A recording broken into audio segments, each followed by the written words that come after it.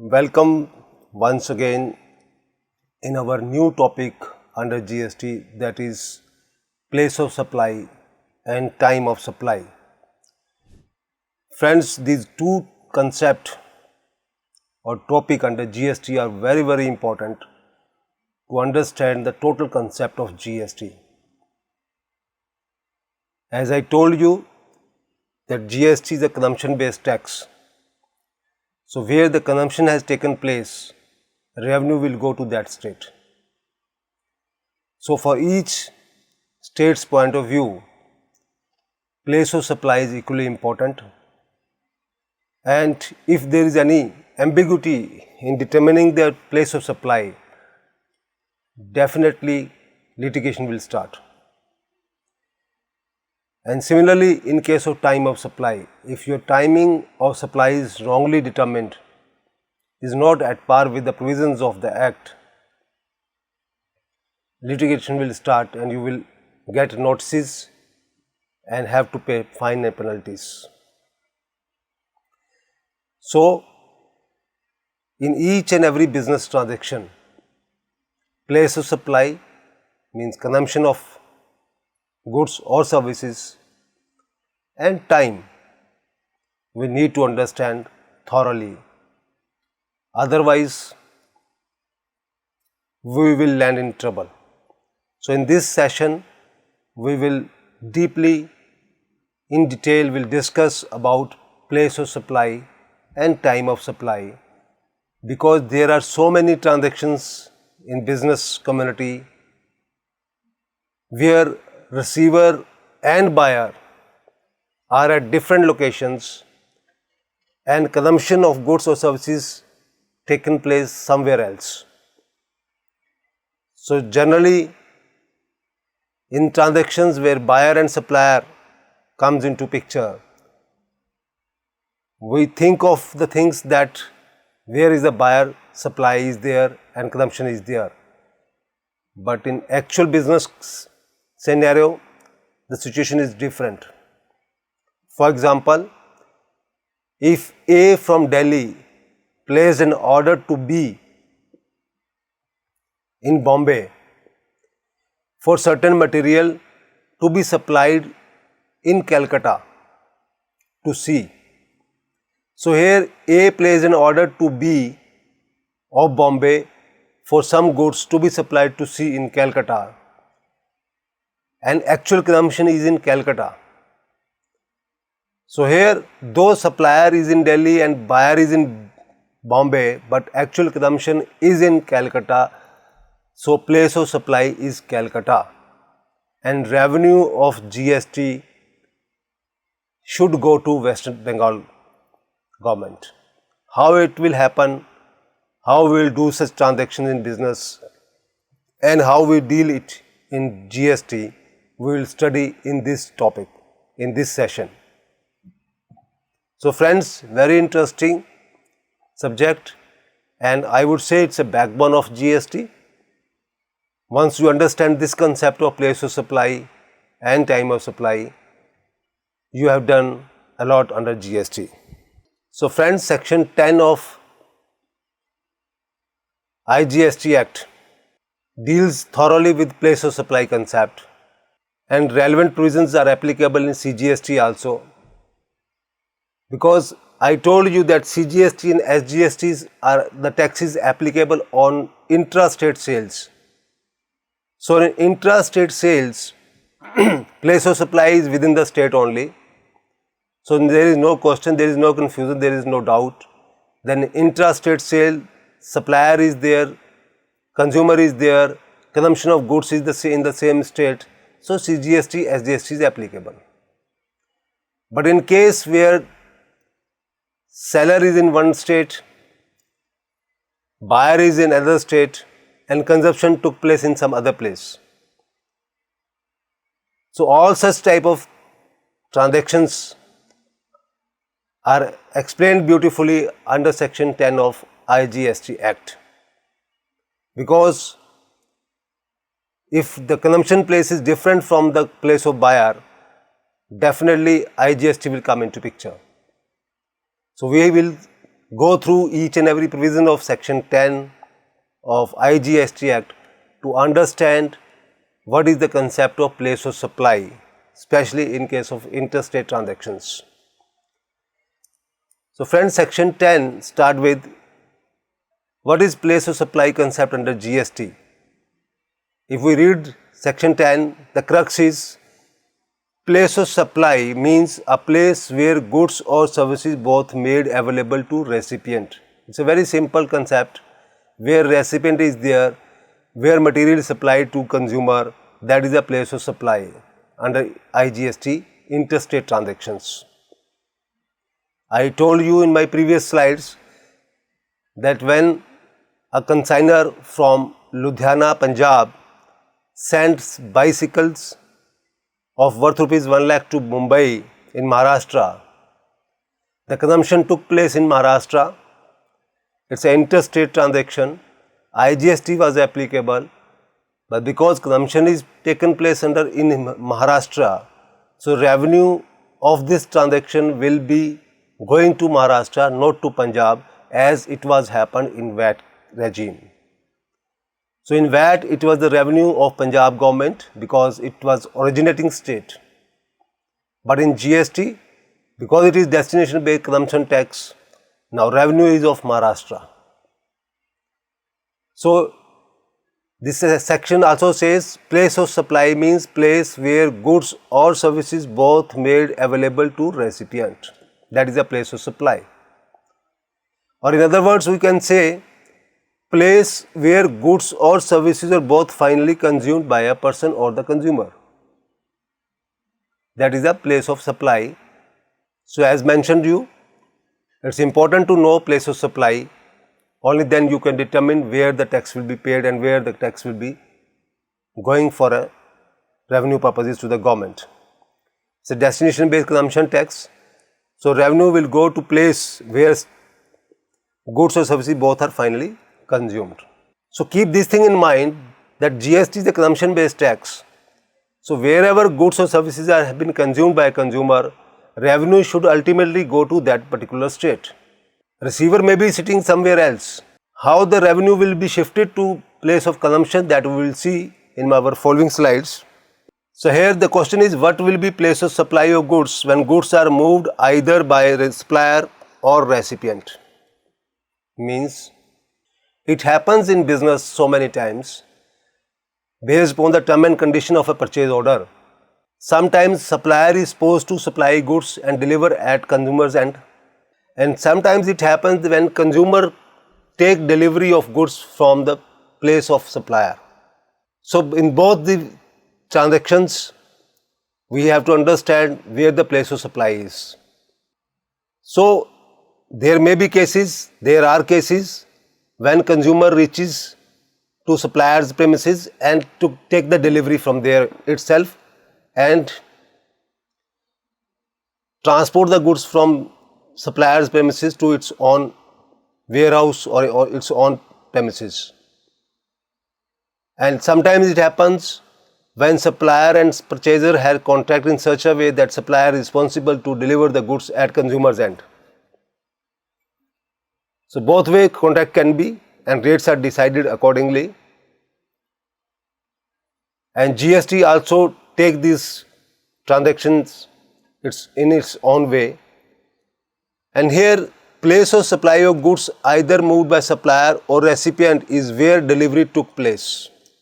So here law says if supplier has taken responsibility of dispatching the goods up to the consumer end, then delivery is taken place at consumer end. And if consumer has taken delivery at supplier's end, then delivery is taken place at supplier's end. Or here he is mentioning movement terminates for the goods or goods finally consumed. So either way it can happen. Let's take example, because it is confusing statement for beginners like you, that what we should conclude finally. So let's understand it with an example. It says ABC Electronics Limited, a company in Mumbai, sells electronic components to XYZ in Bangalore, and as per contract, ABC is responsible for transportation of goods to Bangalore. So here delivery is given by supplier to XYZ in Bangalore. So it's an interstate transaction. IGST will be levied and place of supply shall be Bangalore, Karnataka. So revenue should go to the Karnataka government. So since ABC Electronics is moving goods, the place of supply would be Bangalore, where the movement terminates. Very simple. Otherwise, it can be treated as counter sale. So in this situation, if XYZ approached ABC in Mumbai itself, and if takes delivery in Mumbai itself from ABC, though bill is raised by ABC in favor of XYZ Bengaluru, but because XYZ has taken delivery in Maharashtra itself, in Mumbai itself, it can be treated as counter sale at ABC premises. So department may say, Maharashtra government, because place of supply took place in Maharashtra itself, so department may say it is CGST and SGST case. Because if this is the case, then revenue will be of Maharashtra government. Because delivery has been given by ABC in Maharashtra itself to XYZ, though material is consumed at Bangalore only, in Karnataka only. So if it is a case of counter sale, when material is delivered by ABC to XYZ in Maharashtra, but consumption is taken place at Karnataka, it is somewhere against the spirit of law, that is against the spirit of GST, that is, it is consumption based tax. So to my mind, in such a type of cases, government should come out with appropriate clarification, because otherwise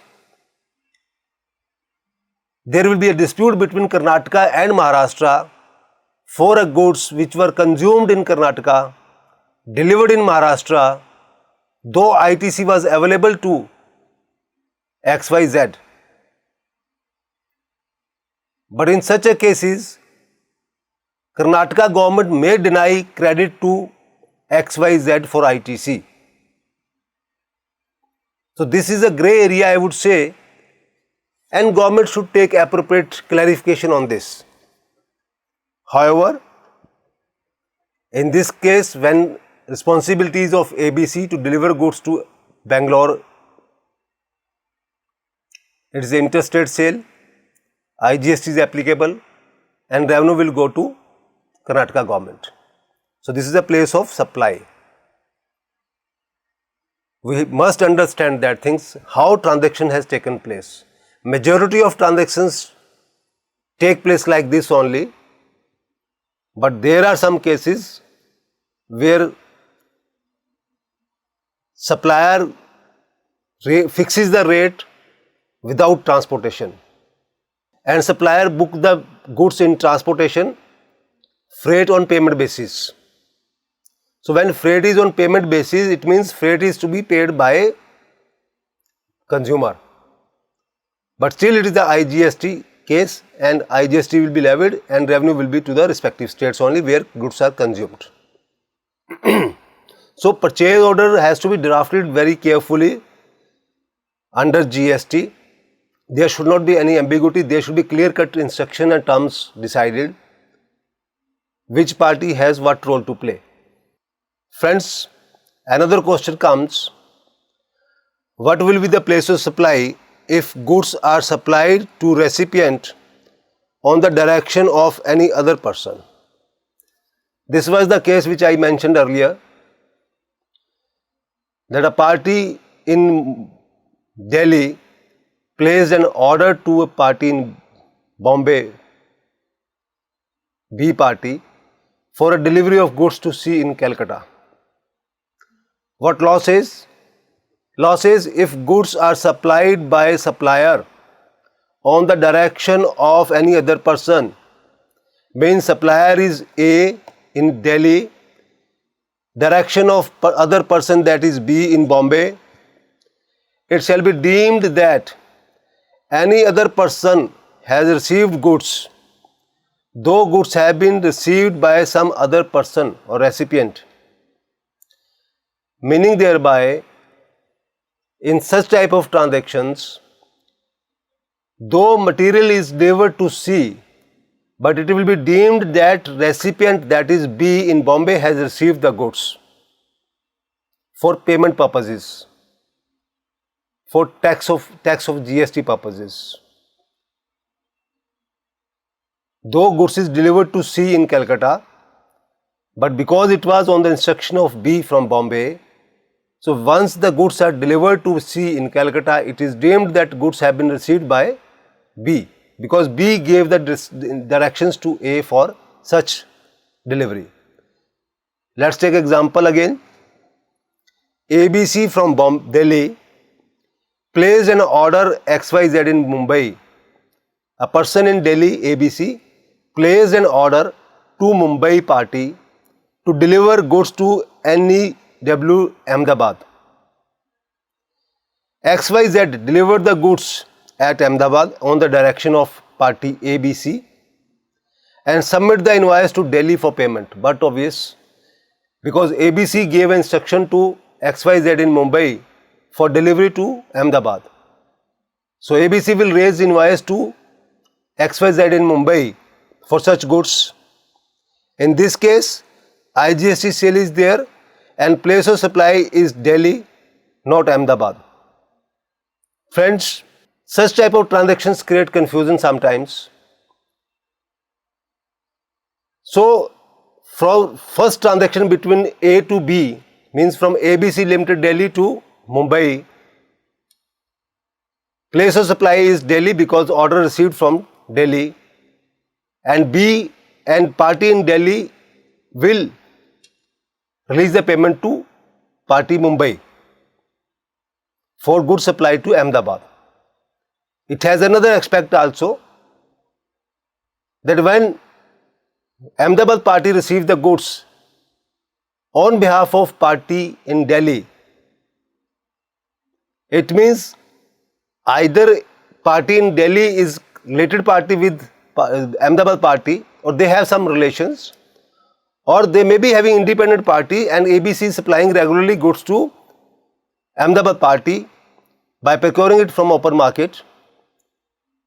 So one transaction between Delhi to Bombay is over now, and Delhi party has paid amount to Bombay party for delivery of the goods to Ahmedabad party.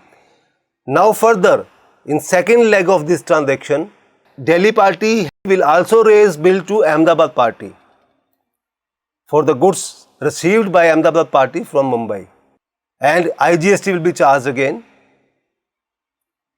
and Ahmedabad party will pay to the ABC Delhi party. This way this complete transaction will be completed and ultimately GST will be transferred to Ahmedabad.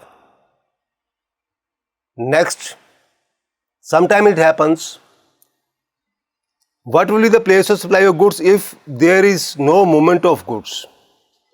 We have seen the example where there was a movement of goods. Goods were transferred from one place to another place. But now the situation is,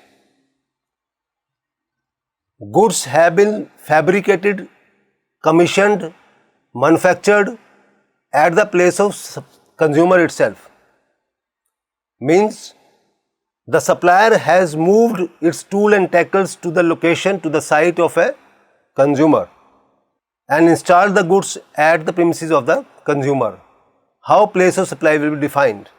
Because ultimately based on the place of supply, GST will be paid. So it says the location of goods, or where such goods are physically located or placed, shall be the place of supply.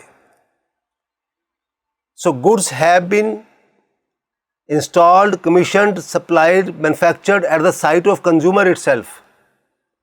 So it means the place where consumer is located, place of supply is that place. Here there is no movement of goods. But supplier took his all tool and tackles, all raw material or all components to consumer site, assemble the components there at site itself and provided that particular machine or whatever it is to consumer to the satisfaction of that fellow. So this is place of supply where consumer is located and accordingly tax will be charged. Let's take example for this case also. East India, New Delhi. A party in New Delhi raised a work order to supply of and install of SS silo. Silo are some big cylinders, you can say, in which we store the material or specific dimensions at its Pune site. So East India having one site at Pune, means they are having some manufacturing activity at Pune. Though this company is in Delhi, but they have site in Pune, and this party raised order to Osho and Associates, Raigad, Maharashtra. So Raigad is again in Maharashtra, Pune is also in Maharashtra, but the party who has given an order is in Delhi. So Osho Associates brought tools and silo in semi-fabricated position to site of party, that is Pune, installed the said silos in specified time. Within the time framework they execute their order.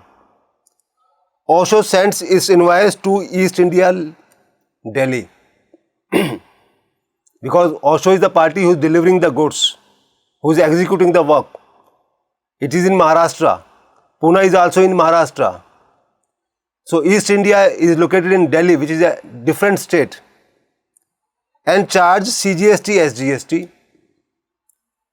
As per the normal rule of GST, that Osho is in Raigad, Maharashtra, and East India is in Delhi. It is interstate transaction and IGST is levied.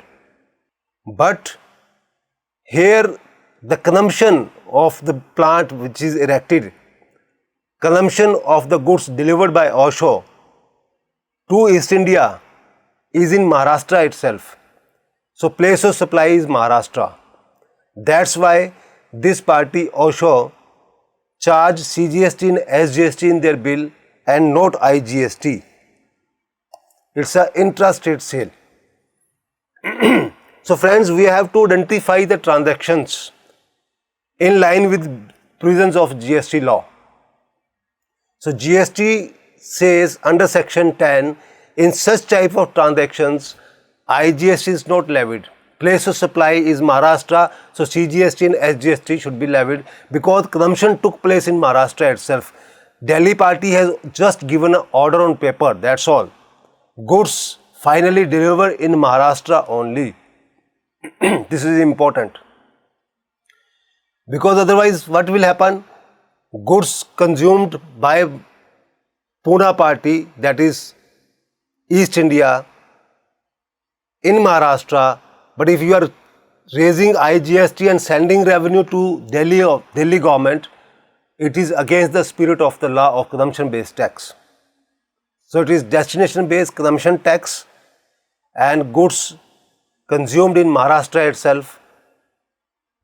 The service provider though is in Delhi, service provider is in Maharashtra, service receiver is in Delhi, but because goods are there within the state of Maharashtra, CGST and SGST will be applicable and tax will be paid accordingly.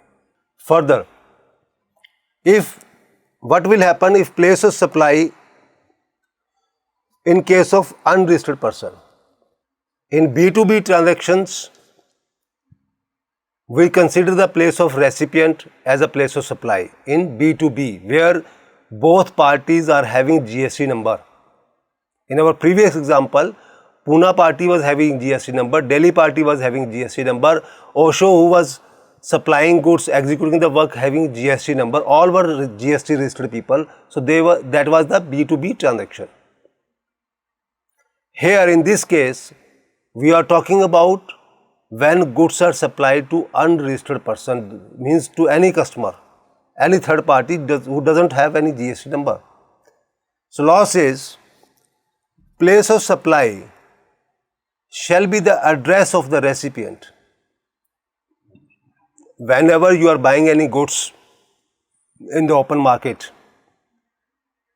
supplier asks you your address, especially in costly items. For example, gold, car, AC, even mobile, like this. They ask you your address. So law says, if it is a transaction between B to C, from a registered person to an unregistered person, place of supply shall be address of the recipient, means address given by the consumer, that will be treated as place of supply.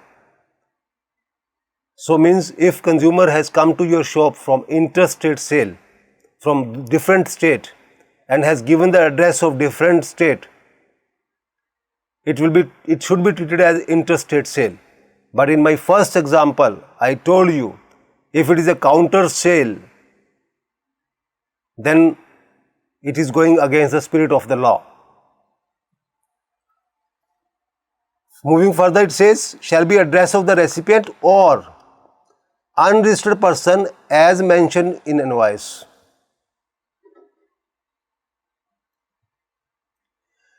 So, if address of unregistered person is available, fine. Otherwise, it will be a counter sale and the place of supply will be where the delivery is given.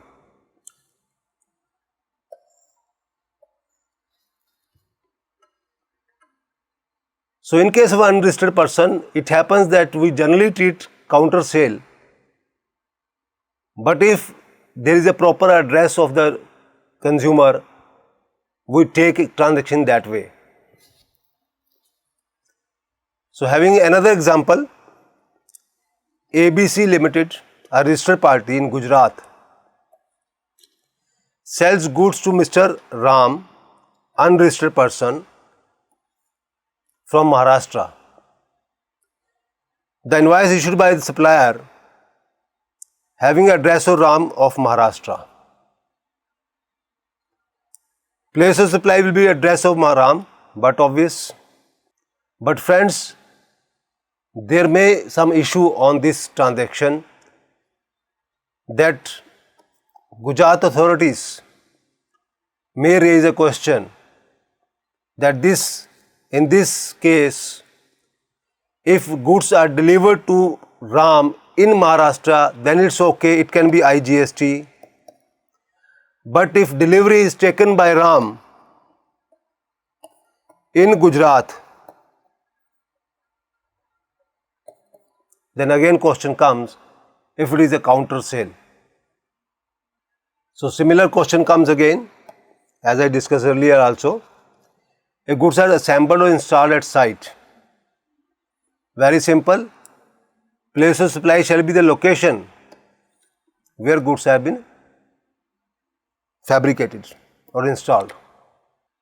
Friends, as I told you that in today's business scenario, there are number of transactions and there is huge complexity in the transactions itself.